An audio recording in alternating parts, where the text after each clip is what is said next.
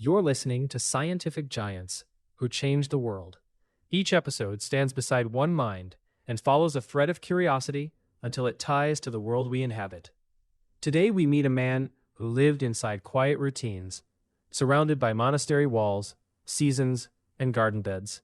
Yet he uncovered a logic that now runs through every hospital lab report, every family tree, every evolutionary debate, and every modern conversation about genes. His name is Gregor Mendel, and his discovery was not a flash of genius in a dramatic laboratory. It was a patient accumulation of counted P's, recorded traits, and the insistence that nature, even when it seems messy, is sometimes governed by clean ratios. Mendel was born in 1822 in a small village in what is now the Czech Republic, then part of the Austrian Empire. He grew up in a rural world where knowledge was practical: weather, soil, livestock, the rhythms of planting and harvest. This mattered because Mendel's later scientific temperament was shaped by that world. He did not approach living things as abstract specimens. He approached them as beings that vary, that reproduce, that obey constraints. He understood, in his bones, that the future of a plant lies hidden in a seed, and that a seed is both a promise and a gamble. He was bright, and his teachers recognized it, but the path for a poor rural student was narrow. He studied, worked, struggled with illness, and eventually entered the Augustinian monastery at St. Thomas in Brno. It is easy to imagine the monastery as a place of retreat from the world, but in Mendel's time, monasteries could also be places of education and inquiry. The abbey supported intellectual life. There was a library, a community of scholars, and a practical relationship to agriculture and land management. Mendel was not escaping into silence. He was stepping into an institution that paradoxically gave him the stability and resources to think. He became Gregor Mendel when he took his religious name, and he was ordained as a priest. But he was never solely a cleric in the narrow sense. He taught. He studied mathematics and natural science. At one point, he went to the University of Vienna, where he encountered a scientific culture that valued quantitative thinking. This mattered profoundly. Biology in the mid-19th century was often descriptive. People observed and cataloged. They drew and classified. Mendel brought something else into the garden, the mindset that if you count carefully enough, living variation might reveal a pattern as strict as physics. The problem that obsessed him was heredity. People had always known that traits run in families. Farmers bred animals and plants for desirable qualities, but no one understood the mechanism. The dominant assumptions were vague. Some imagined blending inheritance, as if the traits of parents mix like paint. If one parent is tall and the other short, the child becomes medium, and the extremes are diluted. This idea feels intuitive, and it seems to match everyday experience in some cases. But it creates a puzzle. If traits always blend, how do distinct traits persist across generations? How do you get a short plant again if it has been mixed into tallness? How does a trait disappear and then reappear? Mendel decided to create a situation where heredity could be measured, not guessed. He chose the garden pea, Pisum sativum, a plant that was practical for several reasons. Peas have clear, distinct traits: round or wrinkled seeds, yellow or green seeds, tall or dwarf plants, purple or white flowers. They are also easy to control in breeding. You can prevent self-fertilization and then cross-pollinate intentionally. Most importantly, peas can produce many offspring quickly, giving you the large numbers that make patterns visible. Mendel was not performing a casual hobby. He was designing an experiment with a mathematician's seriousness. He began by creating true breeding lines, plants that, when self-fertilized, produce the same trait, generation after generation. This step mattered because it ensured that his starting points were stable. Then he crossed plants with contrasting traits, like tall versus dwarf, or yellow seeds versus green seeds, and observed the offspring. What happened in the first generation looked at first glance like blending.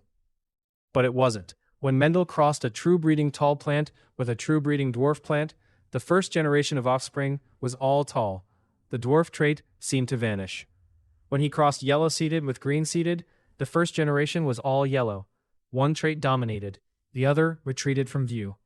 If Mendel had stopped there, he might have concluded what many would, that some traits simply overpower others, that heredity is a kind of competition where the stronger trait wins.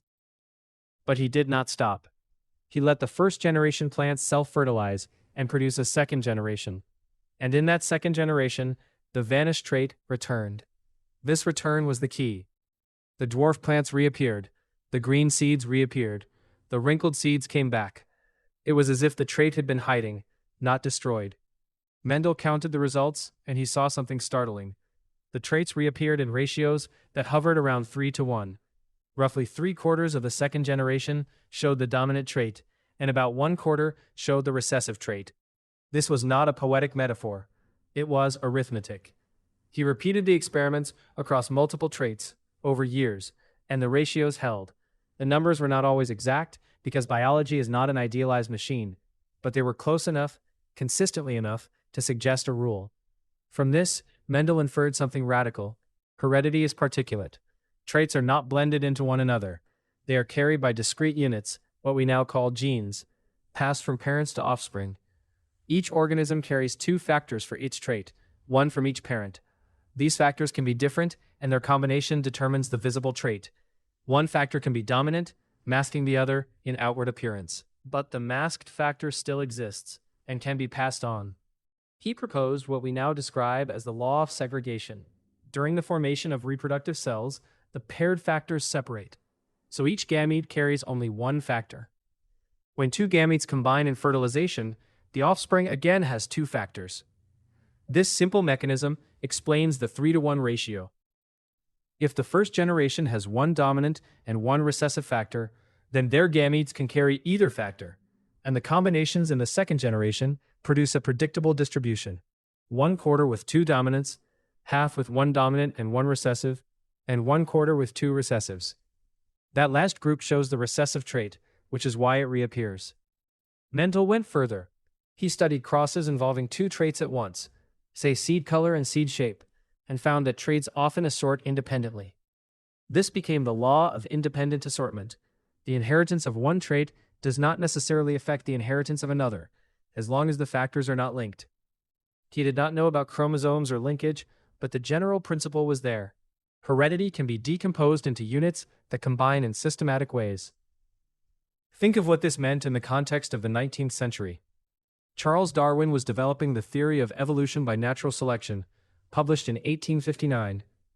Darwin needed heredity, some way for traits to be passed down, because natural selection works on inherited variation. Yet Darwin did not have a clear mechanism for heredity. He speculated, like others, and proposed ideas such as pangenesis, but the mechanism remained a gap.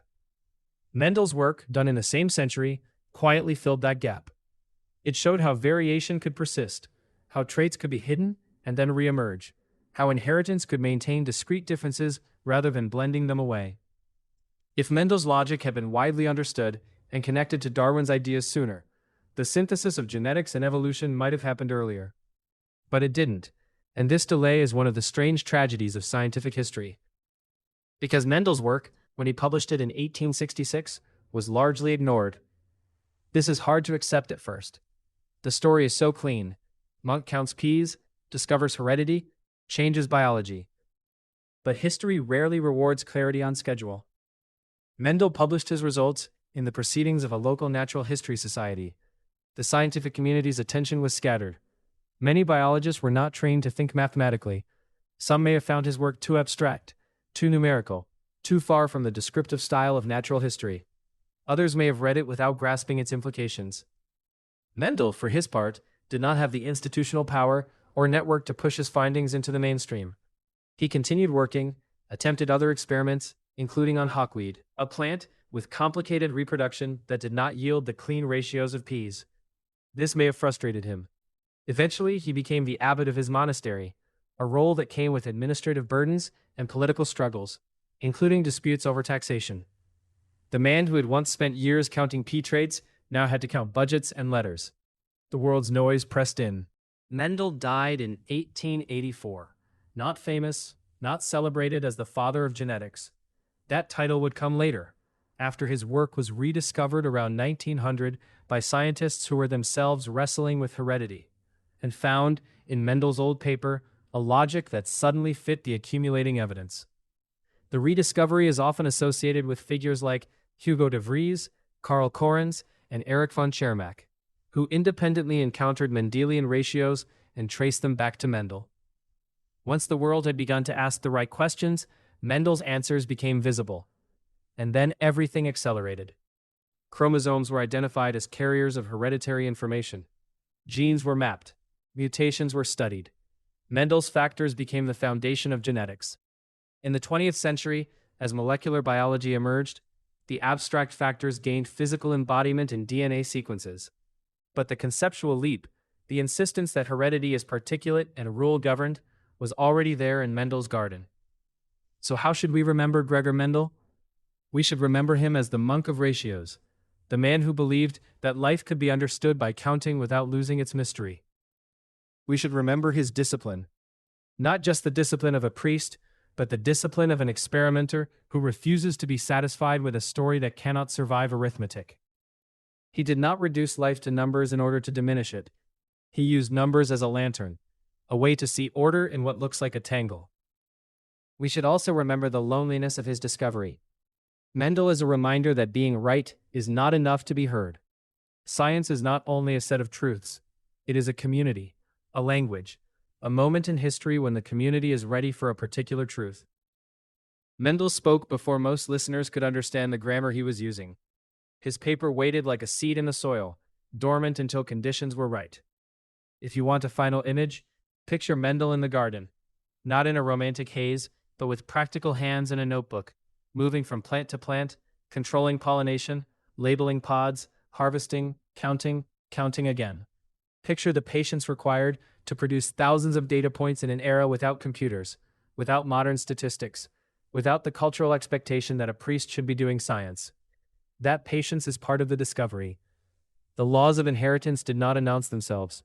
Mendel coaxed them out with method. You have been listening to Scientific Giants Who Changed the World. Today we followed Gregor Mendel from a rural childhood to monastery stability, from pea plants to the invisible logic of heredity. In our next episode, we will enter Thomas Hunt Morgan's fly room, where a swarm of fruit flies turned genes into something you could map on chromosomes, making heredity not only a pattern, but a location. Until then, thank you for your attention and your time. This episode was written as a continuous story for the ear, because Mendel's life is best understood not as a list of laws, but as a slow unfolding of method, patience, and clarity, until you feel how a quiet garden can contain the blueprint of modern biology.